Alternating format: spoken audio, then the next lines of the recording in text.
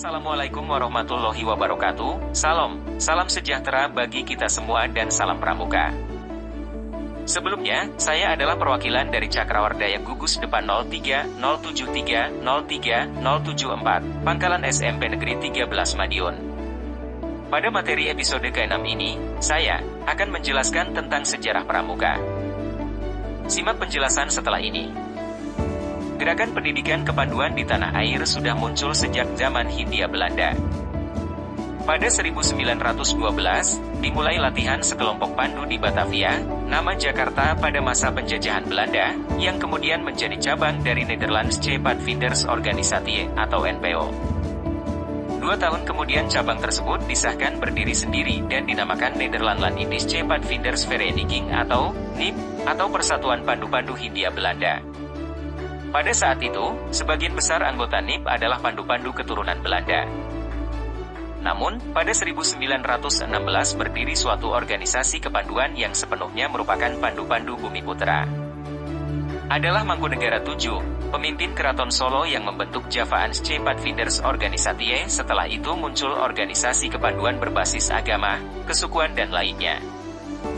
Antara lain Pathfinder Muhammadiyah, Hizbul Wathan, Nationale Pathfinderij, Syarikat Islam Afdeling Pandu, Kepanduan Bangsa Indonesia, Indonesisch Nationale Pathfinders Organisatie, Pandu Indonesia, Pathfinders Organisatie Pasundan, Pandu Kesultanan, El Hilal, Pandu Ansor, Al-Watoni, Tridharma, Kristen, Kepanduan Asas Katolik Indonesia, dan Kepanduan Masehi Indonesia.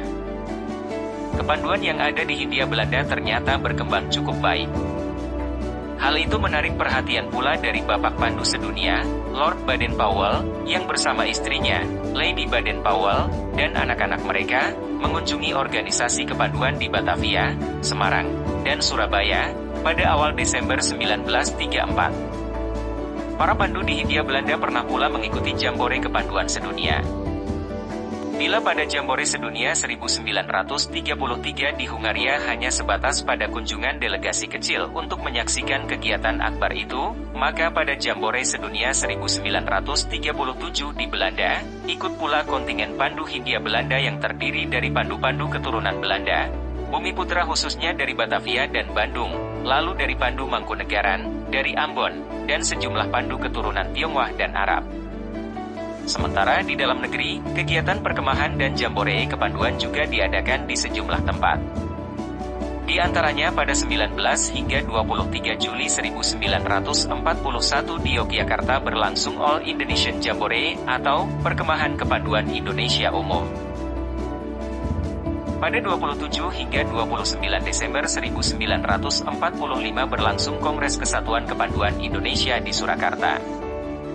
Kongres tersebut menghasilkan Pandu Rakyat Indonesia sebagai satu-satunya organisasi kepramukaan di Indonesia. Namun, ketika Belanda kembali mengadakan agresi militer pada 1948, Pandu Rakyat dilarang berdiri di daerah-daerah yang sudah dikuasai Belanda. Hal tersebut memicu munculnya organisasi lain, seperti Kepanduan Putra Indonesia atau KPI, Pandu Putri Indonesia atau PPI, dan Kepanduan Indonesia Muda atau KIM. Pada perkembangannya, Kepanduan Indonesia kemudian terpecah menjadi 100 organisasi yang tergabung dalam Persatuan Kepanduan Indonesia atau Perkindo. Namun, jumlah perkumpulan kepramukaan di Indonesia tidak sebanding dengan jumlah anggota perkumpulan. Selain itu masih ada rasa golongan yang tinggi, sehingga membuat Perkindo menjadi lemah. Untuk mencegah hal itu, Presiden Soekarno bersama Sri Sultan Hamengkubuwono IX yang saat itu merupakan Pandu Agung, menggagas peleburuan berbagai organisasi kepanduan dalam satu wadah.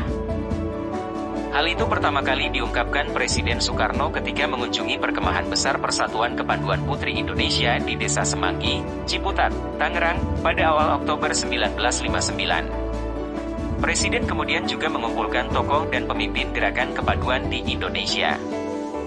Seluruh organisasi kepanduan yang ada, dilebur menjadi satu dengan nama Pramuka. Presiden menunjuk panitia terdiri atas Sri Sultan Hamengkubuwono IX, Priyono, Aziz Saleh, Ahmadi, dan Muljadi Jojo Martono. Gerakan Pramuka tersebut diawali dengan serangkaian peristiwa yang saling berkaitan.